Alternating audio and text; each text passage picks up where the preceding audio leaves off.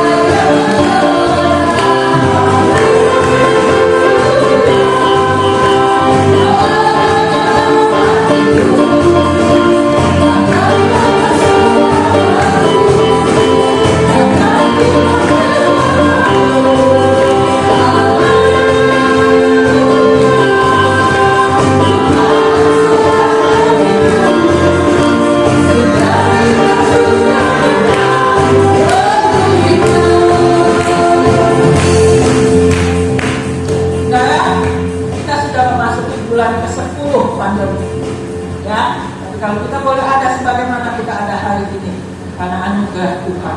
Ya. Lagu ini katakan terima sukacita surga, itu kekuatan bagi kita. Kita mungkin berpikir, aduh Tuhan, saya tak kuat lagi. Tapi Tuhan katakan kekuatan dari Tuhan itulah yang akan menolong kita. Amin. Ini lagu dengan penuh sukacita, ini lagu dengan penuh iman. Kalau sukacita surga itu yang akan menguatkan kita. Sukacita surga yang akan menjadi penolong bagi kita.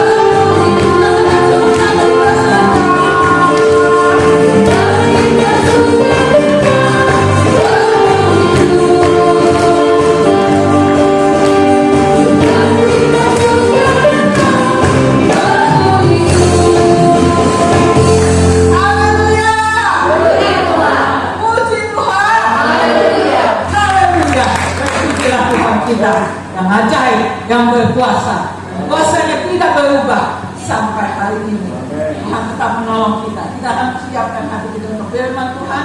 Katakan tiada berubah kuasa Tuhan. Saat kita menyembah Tuhan, mujizat Tuhan nyata dalam kehidupan.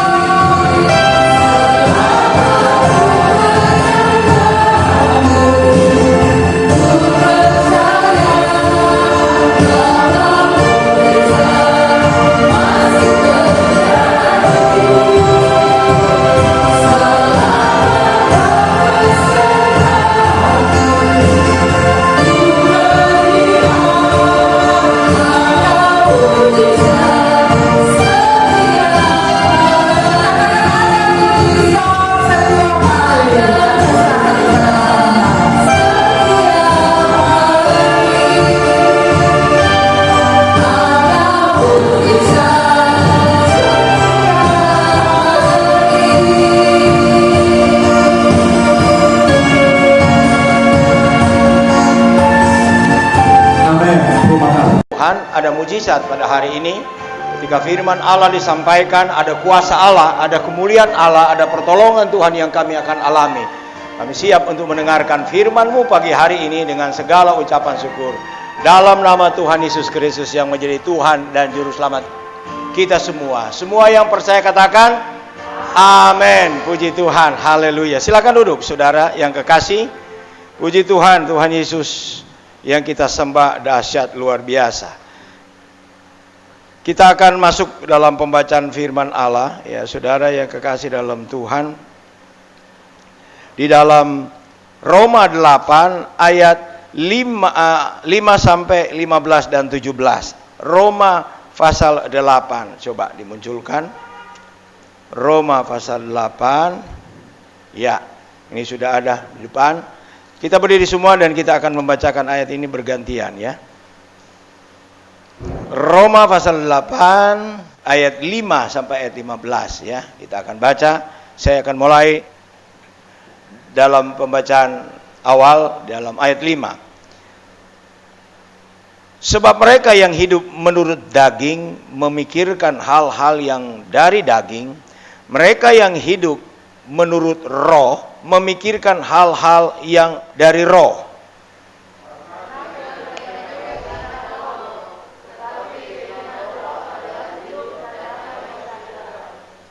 Sebab keinginan daging adalah perseteruan terhadap Allah, karena ia tidak takluk kepada hukum Allah. Hal ini memang tidak mungkin baginya.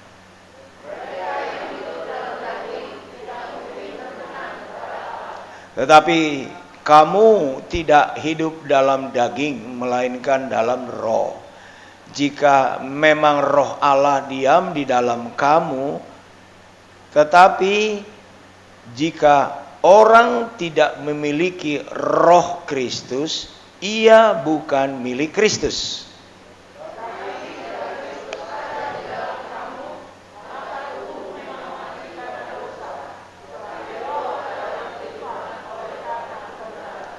Dan jika roh Dia yang telah membangkitkan Yesus dari antara orang mati diam di dalam kamu, maka Ia yang telah membangkitkan Kristus Yesus dari antara orang mati akan menghidupkan juga tubuhmu yang fana itu oleh rohnya yang diam di dalam kamu.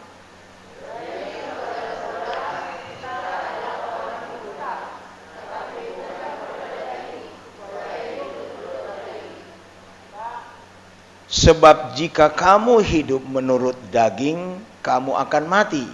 Tapi jika oleh roh kamu mematikan perbuatan-perbuatan tubuhmu, kamu akan hidup.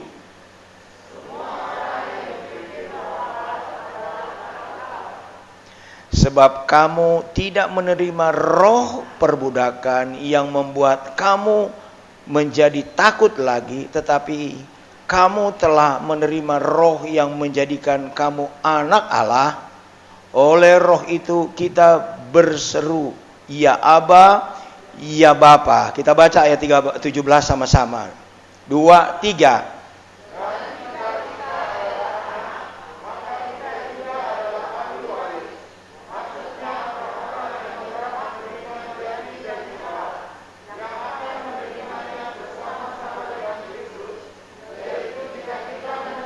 Bersama-sama dengan Dia, supaya kita juga dipermuliakan bersama-sama dengan Dia. Amin. Puji Tuhan. Saudara, dipersilakan duduk kembali ya. Saya memberikan judul khotbah pagi hari ini, yaitu Roh Kudus memberi keberanian berdoa untuk kita berbuat benar. Sekali lagi, Roh Kudus memberi keberanian kita berdoa untuk berbuat benar. Saya ingat saya punya pimpinan orang Kristen. Dia mantan ketua Dewan Mahasiswa Universitas Indonesia dan ITB tahun-tahun 50-an. Dia yang memimpin demo pertama tahun 53. Ya, dan dia ketika itu dijanjikan oleh Bung Karno untuk jadi salah satu orang menteri. Tetapi karena situasi politik tidak sempat dia menjadi salah satu menteri di kabinet Soekarno, ya, tahun-tahun waktu itu. Ketika dia bekerja, dia menjadi salah satu pimpinan perusahaan, direktur utama di salah satu perusahaan yang ada di kawasan industri Pulau Gadung. Ya. Nah, dia sejak kecil sudah tahu Tuhan, sudah orang yang percaya kepada Tuhan. Dalam tanda kutip sudah orang Pantekosta, ya. Tetapi yang paling dia takuti kalau disuruh dalam ibadat adalah doa. Saya berpikir, kenapa? Ya, yang pimpin puji-pujian itu adalah dia mantan ketua pemuda di GPD Keramat sana, yang ada di Jalan Keramat sana. Nah, dia punya adik, ya, temannya itu yang pimpin pujian. Kalau sudah pimpin pujian dari depan dia sudah ancang-ancang, nanti bapak ini akan berdoa. Wow, langsung dia bilang, dia lari ke WC. Wah, mau nggak mau kan mesti ditunjuk orang lain untuk berdoa, ya. Nah, dia sudah ingat-ingat, udah selesai berdoa baru dia masuk. Kenapa?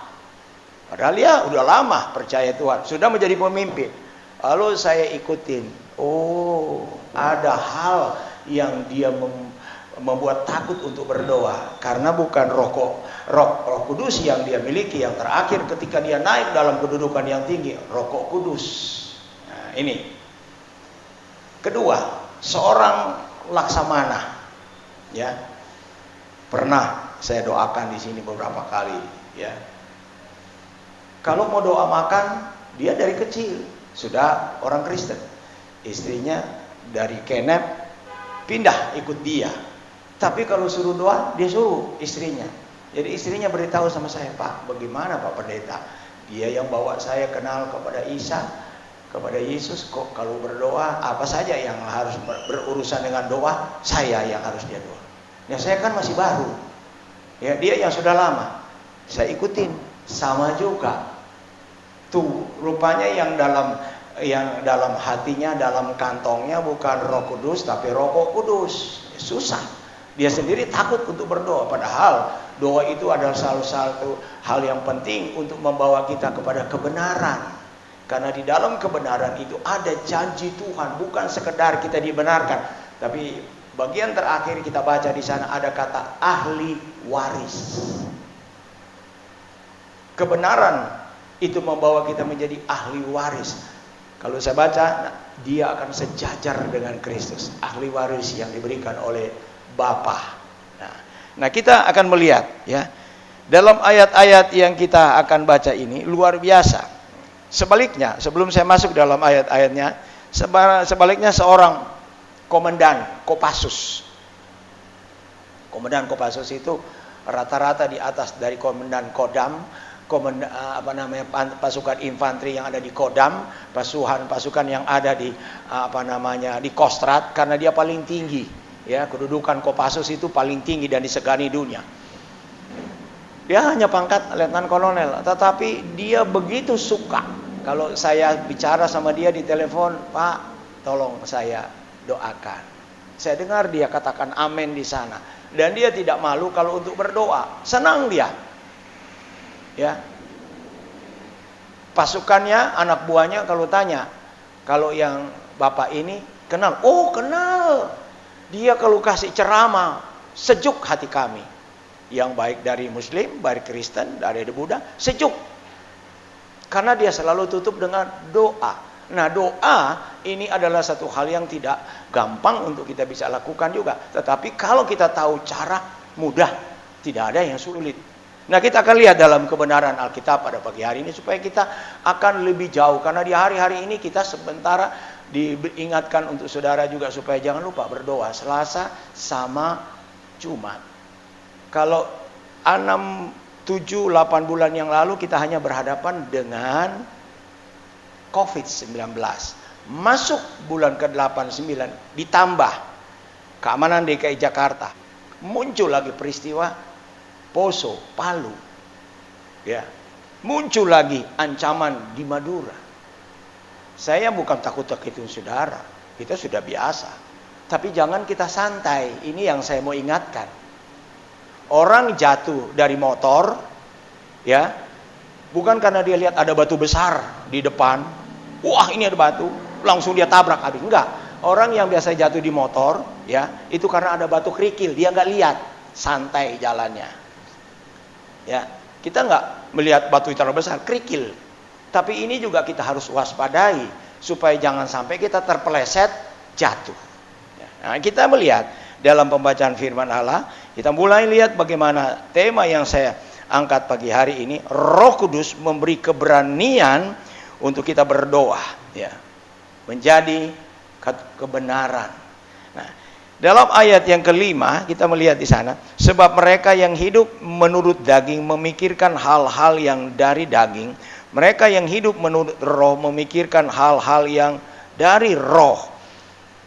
Karena keinginan daging adalah maut, tetapi keinginan roh adalah hidup dan damai sejahtera. Saya boleh simpulkan ayat ini dalam beberapa kata, ya. Hidup dalam daging atau dosa. Daging ini gambaran bukan daging bak, bukan daging RW, RT dan segala macam, tapi hidup dalam daging artinya hidup dalam dosa. Hawa nafsu daging, ya, yang akan membuat kita melihat hidup dalam daging atau dosa akan berakhir dengan maut. Upah dosa adalah maut. Dan hidup hanya sementara.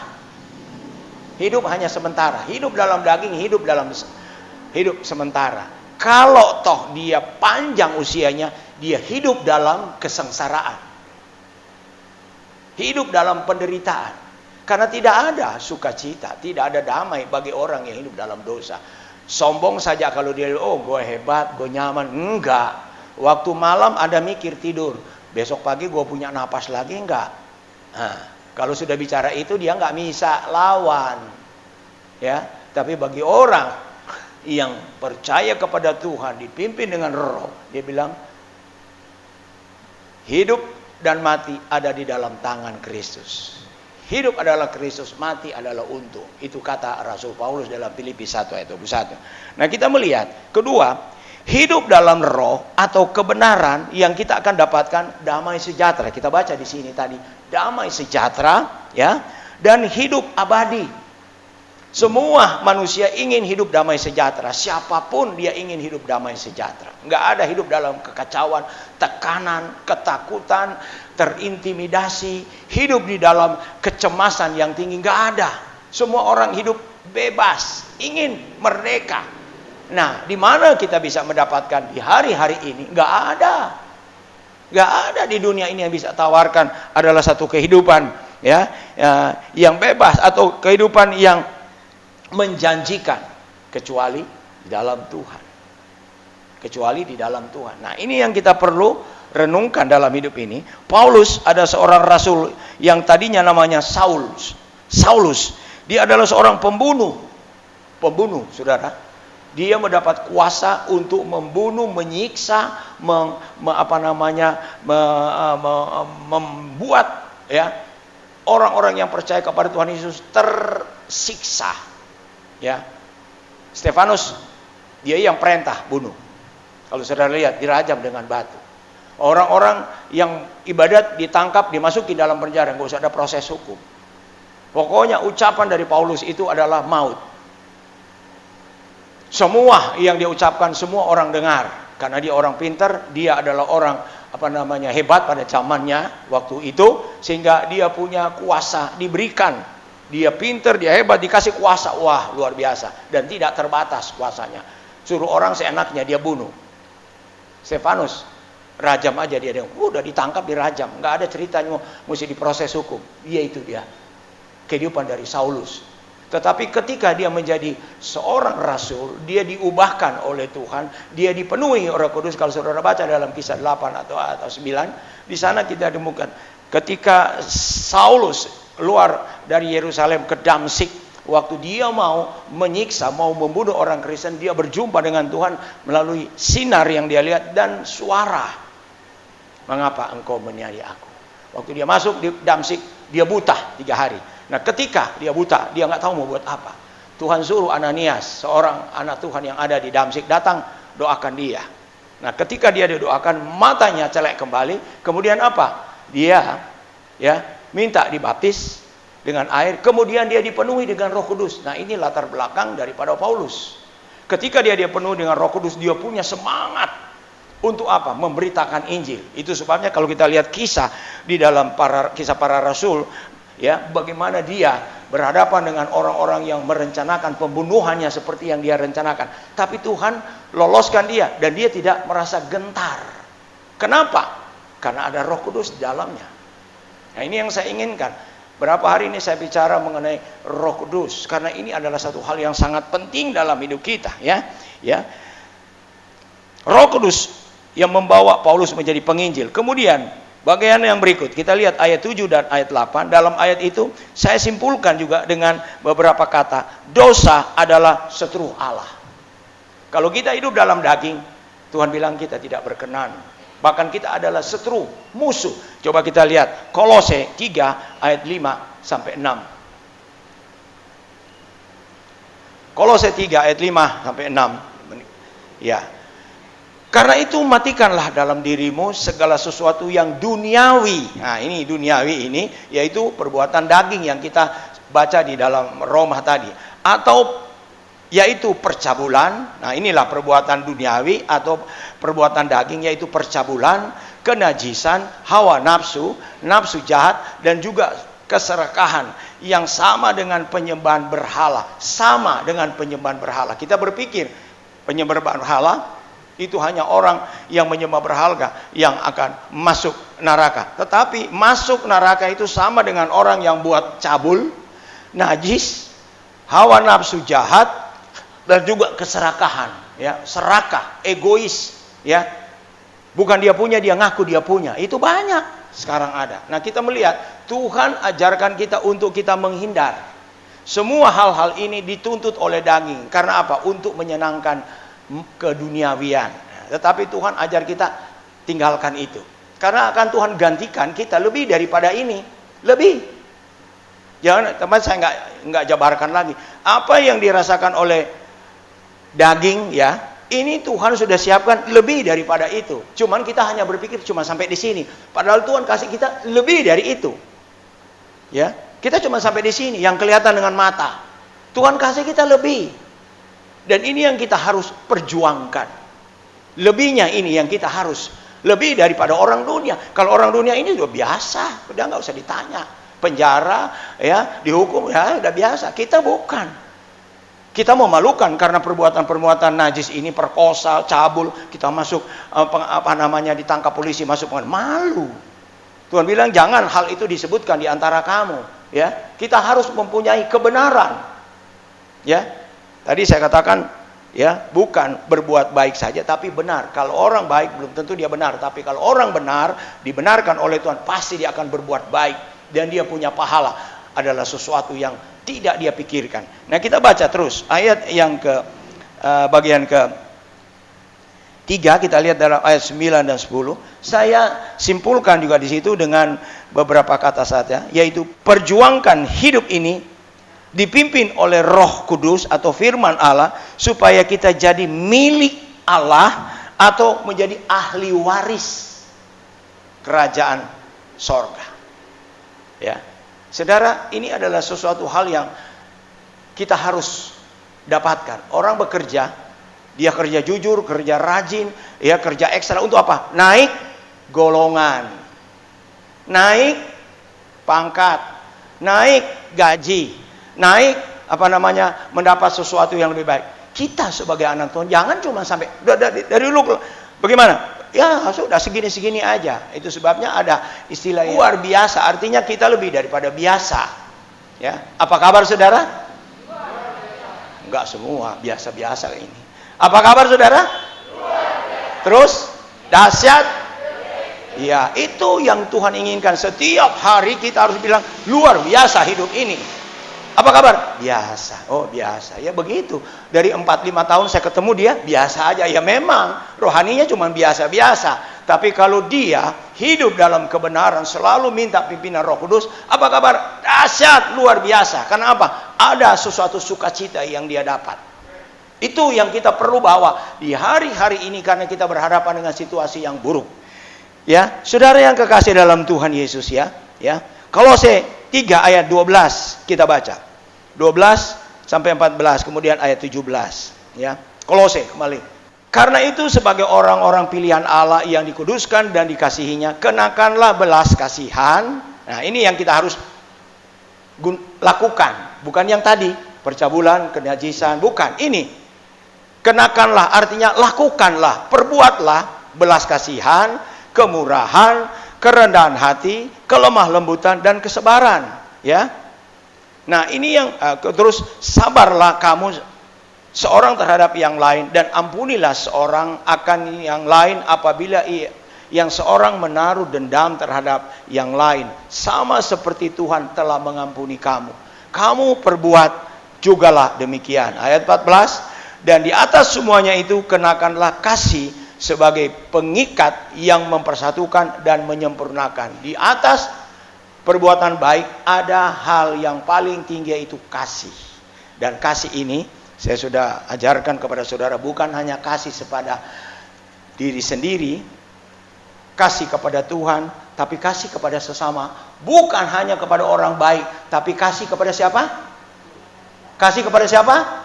Musuh. Kalau cuma kasih kepada orang yang baik sama kita udah biasa. Tapi untuk mengasihi musuh, orang yang selalu menyakiti kita, orang yang selalu membuat kita kesal, itu dia yang menjadi tujuan kenaikan tingkat rohani saudara. Kalau cuma mengasihi ya orang yang baik sama saudara, itu dia biasa. Orang dunia juga begitu. Tapi ketika kita diberikan sesuatu yang tidak enak oleh orang lain, nah itu yang perlu kita belajar. Kasih dia, kasih musuh, doakan dia, berkati dia. Kalau dia lapar kasih makan, kalau dia haus kasih minum. Itu. Dan janganlah membalas kejahatan dengan kejahatan. Itu kata Alkitab. Itu ada di mana? Itu bisa ketika kita dipimpin oleh Roh, kita bisa lakukan itu. Kalau kita dipimpin dengan lain, ya, dengan keakuannya, dengan gayanya, dia nggak mungkin kita akan lakukan itu. Nah, kembali kita lihat ya, saudara, kita sudah baca tadi bagaimana di dalam Kolose 3 ayat 12 sampai ayat yang ke-14. Ayat 17 coba munculkan ya. Ayat 17 saya sudah belum baca tadi. Dan segala sesuatu yang kamu lakukan dengan perkataan atau perbuatan, lakukan semuanya itu dengan nama sudah lakukan belum? Sudah. Kalau enggak, Anda sudah enggak ada sekarang. Sudah 9 bulan. Anda saya ajarkan mulai bulan pertama, gunakan nama Yesus supaya COVID tidak berani untuk mendekat. Ada amin? Ya. Anda gunakan nama siapa selama 9 bulan? Nama mbahmu, nama bapakmu, nama gembalamu, nama Yesus yang saya beritahu. Kemarin saya dapat telepon dari kampung, Pak Pendeta, Pak Gembala, kami nggak bisa bergerak bebas. Kenapa? Manado sekarang sudah masuk zona merah. Dan saya baca di koran benar. Orang yang datang dari rumah sakit, cuman datang di depan gereja, ya, ke kampung. Kemudian dari situ, dari teras itu pendeta doakan. Habis itu berangkat kamu kemana? Ke kubur. Nggak bisa masuk, nggak bisa turun dari ambulans. Karena apa? COVID. Kami bagaimana? Kami kan ada di lokasi itu. Saya bilang, saya sudah praktekkan di Jakarta. 9 bulan kami sudah dijaga oleh Tuhan. Apa itu Pak Pendeta? Sebutkan nama Yesus ketika Anda akan melewati daerah bahaya. Oh gitu. Coba. Jangan takut duluan. Ya memang ini menakutkan. Kalau ada orang bilang, oh di situ ada COVID. Orang sudah nggak berani mau lewat situ. Saya bilang lewat. Tapi gunakan nama Yesus. Jangan diam-diam. Ya. Supaya kita bisa membuktikan bahwa nama Yesus itu luar biasa, ajaib, dahsyat. Ya. Dan kita sudah buktikan selama 9 bulan kok. Kita nggak usah. Tapi saya cuma ingin kita jaga. Karena masih ada 9 bulan ke depan kita tidak tahu apa yang terjadi. Nah kita gunakan terus. Bagaimana kita supaya kita tidak lalai. Minta pimpinan Roh Kudus. Ya.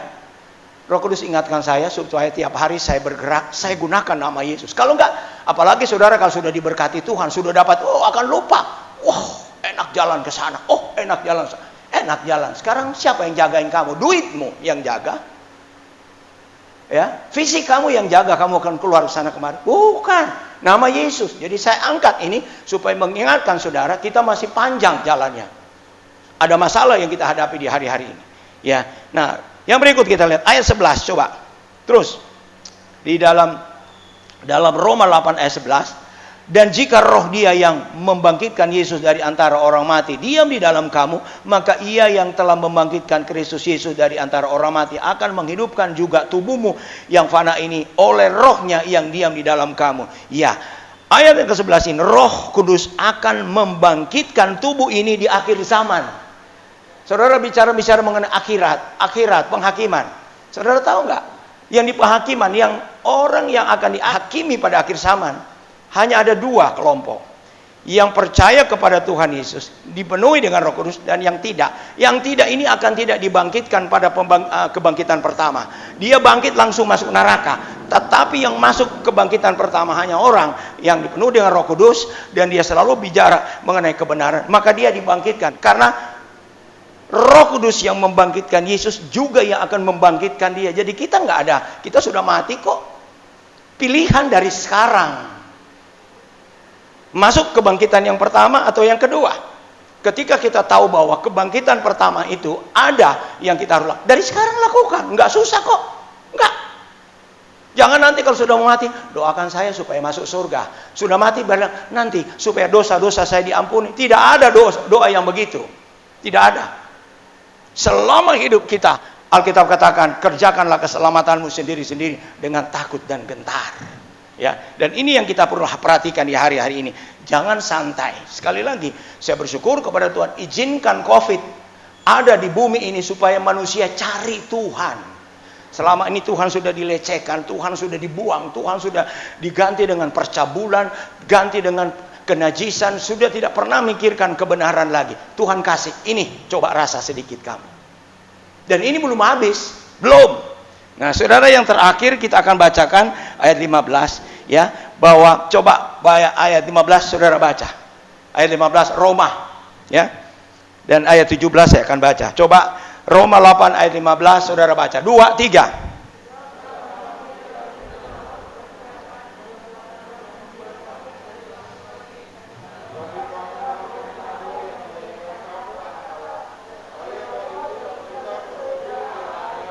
Stop. Ayat 17 saya akan baca di dalam Injil Silaber yang terjemahan 1912. Di sana dikatakan begini. Ayat 17.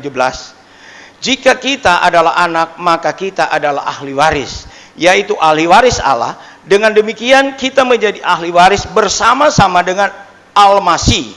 Jika kita menderita bersama-sama dengan Dia, kita pun akan dimuliakan bersama-sama dengan Dia. Ayat 15 dikatakan ketika kita menjadi anak, kita bebas untuk memanggil Bapa. Aba ya Bapa, artinya bebas. Itu sebabnya kalau pagi hari ini firman diberitakan, jangan saudara berpikir, itu sudah biasa lah, dari dulu gembala sudah khotbahkan begitu. Tidak, ini dalam situasi SOS. Pasang telinga, buka mata, buka hati, lakukan apa yang dikatakan oleh firman Allah, di mana Roh Kudus akan memberi keberanian untuk kita berdoa. Sekali lagi, Roh Kudus. Kalau saudara nggak punya semangat untuk berdoa, Roh Kudus tolong saya, berikan mood, berikan sukacita untuk saya mau berdoa. Dia kasih. Cuman ada kalanya kita lupa. Malas ya, bete lah, nggak usah lah berdoa. Kita sudah mau, kita punya mau sendiri. Tapi kalau kita minta pimpinan Roh Kudus, Dia akan berikan pertolongan. Ya, Roh Kudus dia katakan Dia akan berdoa kepada Bapa dengan keluh kesah yang tidak kita bisa ucapkan. Roma pasal 8 ayat 26. Nah, itu pun kita perlu. Kalau kita sedang bermasalah, ya, anggap Tuhan itu terlalu jauh. Roh Kudus ada di hatimu sebenarnya. Kalau Yesus, dia sudah naik sorga, jauh nggak kelihatan. Padahal ada Roh Yesus, Roh Kudus, Roh Allah yang ada dalam itu, kita panggil dan kita akan rasakan bagaimana ketenangan dalam hidup ini. Bagaimana? Coba. Tuhan akan menolong saudara di hari-hari ini. Lakukan firman Allah, minta pimpinan Roh Kudus, ya. Karena Yesus naik ke sorga, Dia gantikan Roh Kudus ada di dalam hatimu. Berikanlah kesempatan Roh Kudus berkarya terus, bukan hanya setengah kehadirannya, tapi penuh. Makanya selalu Alkitab katakan penuh dengan Roh Kudus, penuh. Kita harus bangun hubungan yang intim dengan Roh Kudus. Jangan cuma karena lagi perlu baru kita mau berdoa. Kalau nggak ada keperluan, nggak usah berdoa, nggak usah baca Alkitab. Nah, inilah yang saya bilang, hanya menggampangkan Tuhan. Tuhan jangan digampangkan. Hormati Tuhan, hargai Tuhan, mengucap syukur yang diperbanyak, muliakan Tuhan, karena ini adalah kehendak daripada Bapa Sorga. Tuhan Yesus memberkati. Saya undang musik menyanyikan, Bapa, Engkau sungguh baik. Ya, haleluya, haleluya. Kasih-Nya melimpah dalam hidup ini. Kita akan masuk dalam. Waktu kita berdoa terbatas, tapi saudara punya waktu di rumah berdoa, minta pimpinan Roh Kudus, biar jaga hubungan, sehingga saudara bangun mesbah, saudara puji, muliakan, ucapkan syukur selalu kepada Tuhan, sehingga hatimu baru di hadapan Tuhan.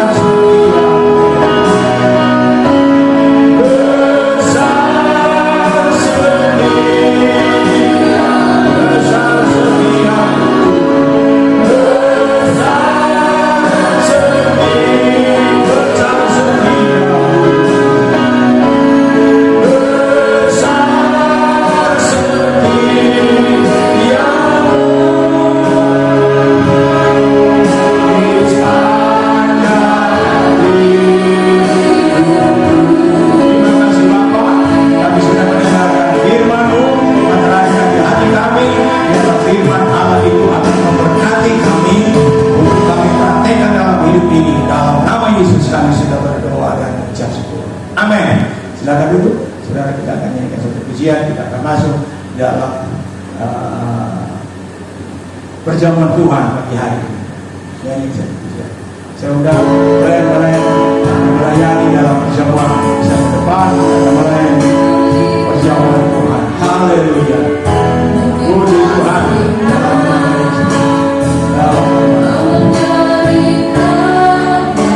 Terima kasih Tuhan. Engkau memberikan hidup untuk kami. Engkau memberikan nyawa.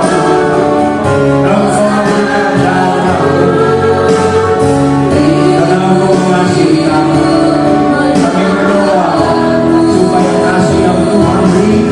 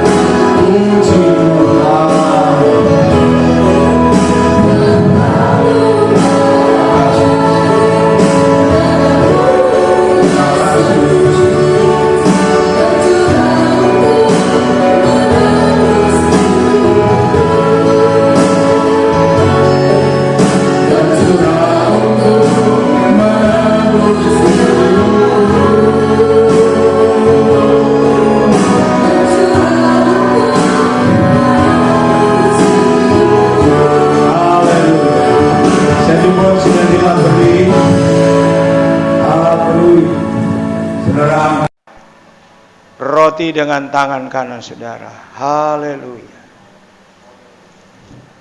Dengan iman kita akan menerima perjamuan Tuhan. Ini adalah cara Tuhan menolong kita menghadapi COVID-19 selama 9 bulan. Bukan kebetulan. Tapi ini pembuktian bahwa benar firman itu. Benar apa yang diajarkan oleh Tuhan. Dia tidak pernah mungkir janji. Saudara, angkat roti dengan tangan kanan. Sebab apa yang telah aku teruskan kepadamu telah aku terima dari Tuhan, yaitu bahwa Tuhan Yesus pada malam waktu ia diserahkan mengambil roti, dan sesudah itu ia mengucap syukur atasnya, ia memecah-mecahkannya dan berkata, inilah tubuhku yang diserahkan bagi kamu, perbuatlah ini menjadi peringatan akan aku. Bapa, di tangan kami adalah tubuh Kristus, tubuh anakmu yang sudah dihancurkan di kayu salib. Dan ketika kami akan makan tubuh ini, di dalamnya ada janji, oleh bilur-bilur Yesus segala sakit penyakit disembuhkan. Kalau ada yang datang pada saat ini dalam keadaan sakit, kami percaya bilur Yesus, tubuh Kristus akan menyembuhkan sakit penyakit itu. Dalam nama Yesus ada mujizat terjadi. Kita akan makan roti ini, tubuh Kristus, dengan segala ucapan syukur dalam nama Tuhan Yesus Kristus. Haleluya. Amin. Mari kita makan bersama. Haleluya. Tuhan Yesus baik. Saudara, angkat cawan dengan tangan kanan saudara. Demikian juga ia mengambil cawan sesudah makan lalu berkata, cawan ini adalah perjanjian baru yang dimeteraikan oleh darahku. Perbuatlah ini setiap kali kamu meminumnya menjadi peringatan akan aku. Sebab setiap kali kamu makan roti dan minum cawan ini, kamu memberitakan kematian Tuhan sampai ia datang. Saat ini kami selalu memberitakan kematian Tuhan. Ketika ada orang bertanya, kenapa kamu sehat? Karena kami makan perjamuan Tuhan. Dan perjamuan Tuhan itu adalah tubuh dan darah Kristus yang kami sudah amenkan selama 9 bulan. Dia yang sudah menjaga, memberikan kesehatan, menjadi perisai, membentengi hidup ini. Terima kasih Tuhan.